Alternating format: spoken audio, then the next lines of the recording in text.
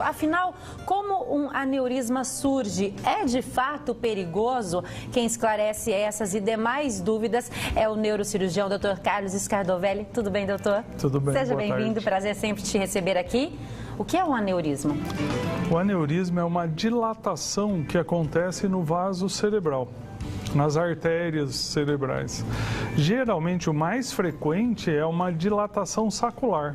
Geralmente acontece na bifurcação da artéria, uma dilatação formando um saquinho na bifurcação da artéria.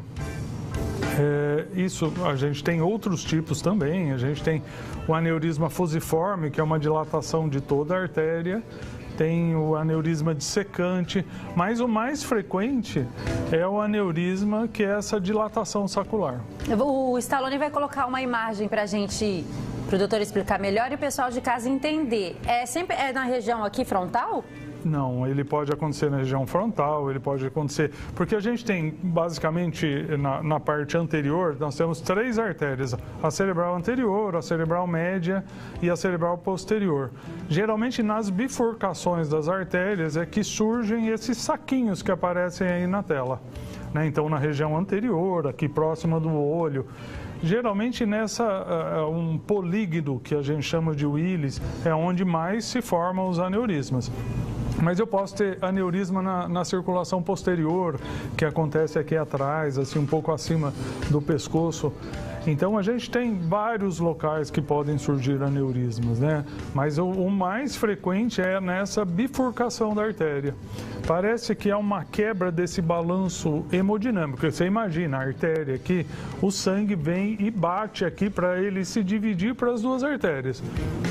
Esse bater nessa parede esse estresse hemodinâmico que acontece aqui pode romper algumas camadas dessa artéria, ou mais especificamente a camada elástica interna, e aí ele desprotege essa parede, e essa parede começa a se dilatar.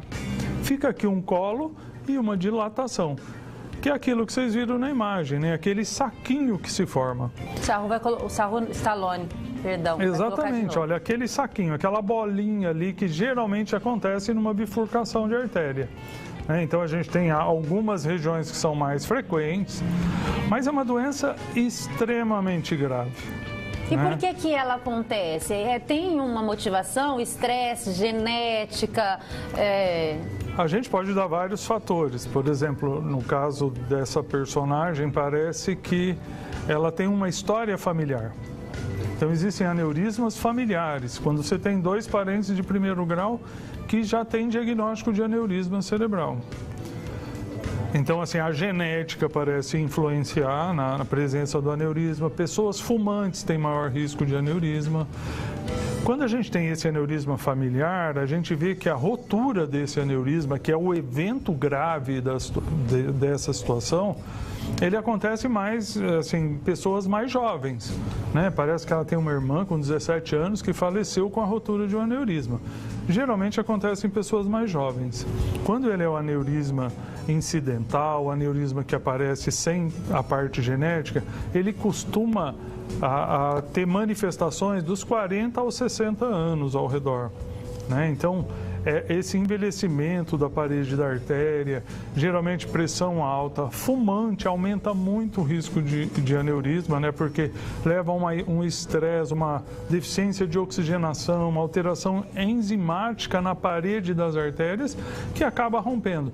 Porque a artéria cerebral ela tem uma característica muito importante, que, por exemplo, eu tenho uma artéria aqui na minha perna, né? Essa artéria está envolvida por músculo, então ela tem que ter uma resistência muito grande. Então ela forma uma camada muscular grande. No cérebro não, ela tá nadando, a gente fala, em líquor. Não tem nenhuma pressão sobre a artéria. Então a gente tem uma parede da artéria muito mais fina, uma camada muscular da artéria muito fina.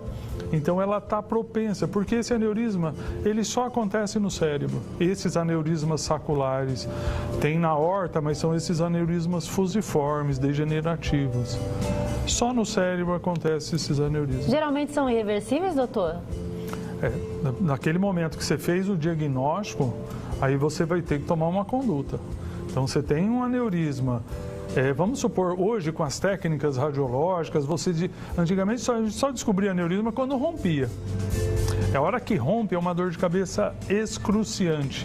É a pior dor da vida de qualquer pessoa. E muitos desmaiam e mais de 15% morrem antes de você ter a possibilidade de qualquer atendimento Então, médico. como se fosse um infarto fulminante.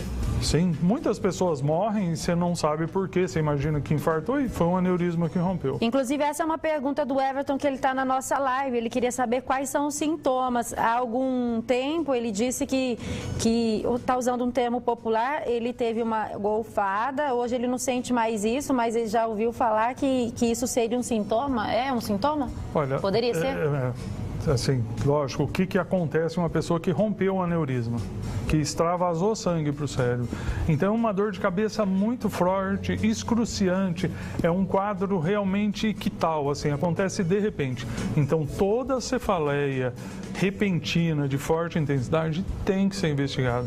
Tem que se fazer um exame, uma tomografia, tem que ser investigado. Para a gente encerrar, doutor, bem rapidinho, quem tem enxaqueca pode ter aneurisma? Pode ter, não significa que tenha.